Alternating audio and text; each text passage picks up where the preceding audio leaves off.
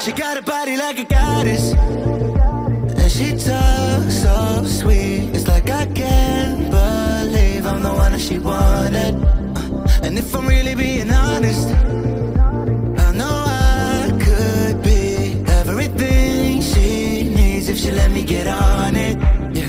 So come here, baby, listen close, hold me tight, don't let me go. Girl, you know that I'ma want you all my life, but I got so much left to do, except for falling in love with you.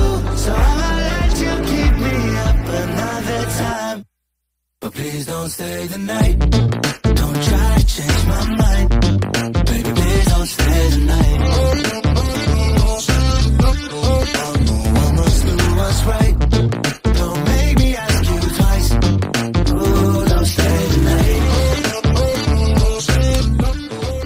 This Suzuki Raider 150 carb is powered by 147.3cc 4-stroke, oil-cooled, 4-bulb, dual overhead cam at single cylinder. Max power of 11.5 kilowatts at 9,500 RPM and max torque of 12.4 Nm at 8,500 RPM. At meron din po siyang compression ratio na 10.2:1. So ayan guys, yung kanyang engine specs. So pagdating naman sa kanyang looks guys, nandun pa rin naman yung kanyang aggressive looks, aggressive design at saka aggressive decals.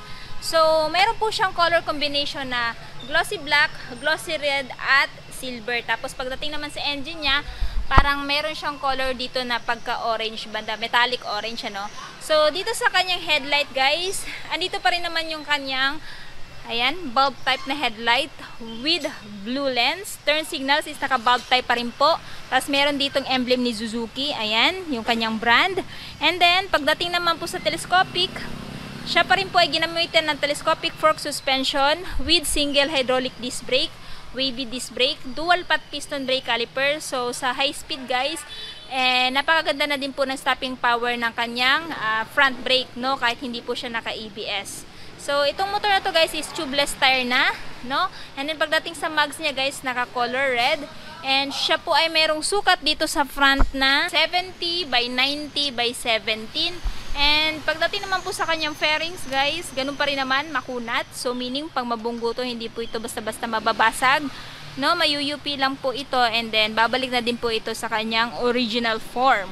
Pagdating naman po dito sa kanyang radiator, ayan guys, if I were you, pag bibilhin nyo to, bumili na lang din po kayo ng radiator cover para po maprotektahan po ito, no, sa mga bato-bato ko idadaan nyo po itong motor na to sa rough road.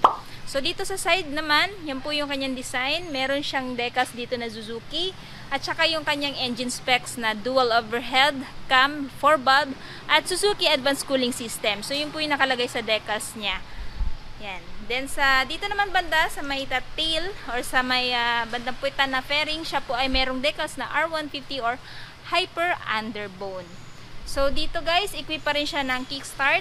So advantage yan kung maubusan ka ng battery, pwede mo tong gamitin, no?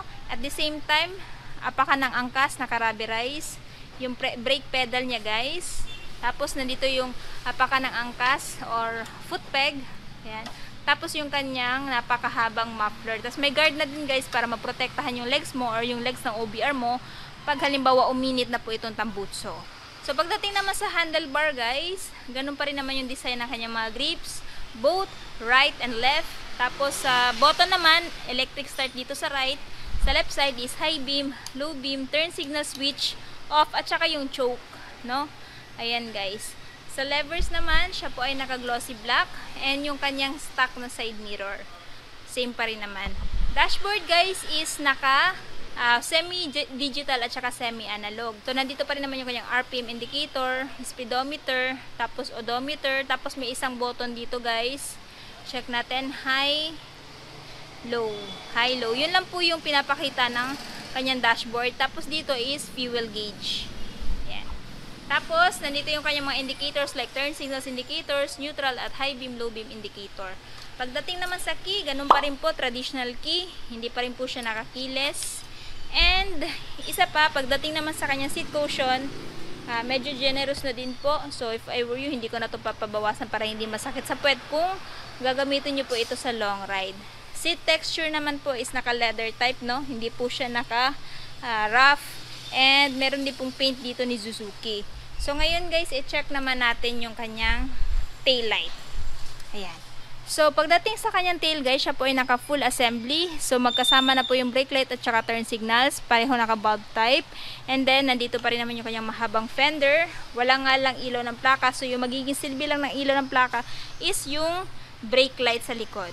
Ayan. So, dito tayo sa rear wheel. Siya po ay mayroong tire size dito na 80 by 90 by 17. Tubeless tire at ginamitan pa rin po siya ng single hydraulic disc brake with single pot piston brake caliper. At pagdating naman po sa suspension, siya po ay naka monoshock swing arm suspension. Yan. So, dito tayo sa side. So, dito naman guys, nandito pa rin naman yung kanyang chain cover para maprotektahan yung chain mo sa mga mababato. Kung sakasakali makatama yung gulong nyo ng malalaking bato or bato-bato. Ayan. And then, yung kanyang swing arm dito na glossy black. Foot peg ng angkas. Tapos nandito po yung kanyang cambia na merong 6th manual transmission, no? 1 down and the rest is up.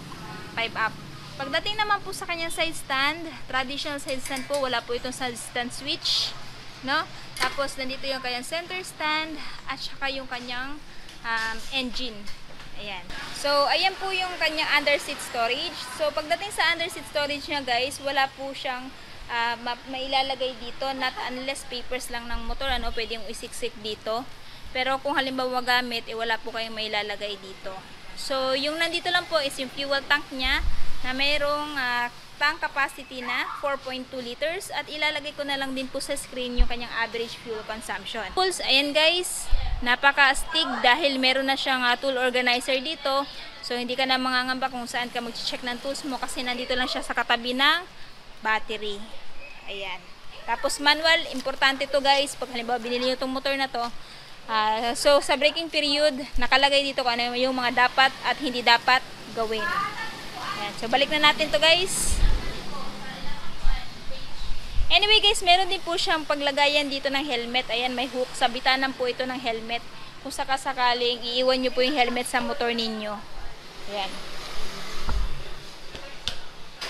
So, ngayon guys, i-check naman natin yung kanyang ground clearance, no? So, this Suzuki Raider 150 Carb ay merong ground clearance na 140 mm. So, tamang-tama lang yung ground clearance niya, pero huwag nyo lang po siya idadaan sa malalaking humps or malalaking batok para hindi na po matamaan yung ilalim na bahagi ng motor na to. Pagdating naman po sa seat height, so, siya po ay merong seat height na 764 mm. So, sa height ko na 5'5", guys, abot na abot natin tong motor na to. Kung halimbawa, meron naman tayong taller height, wala naman pong kaproblema.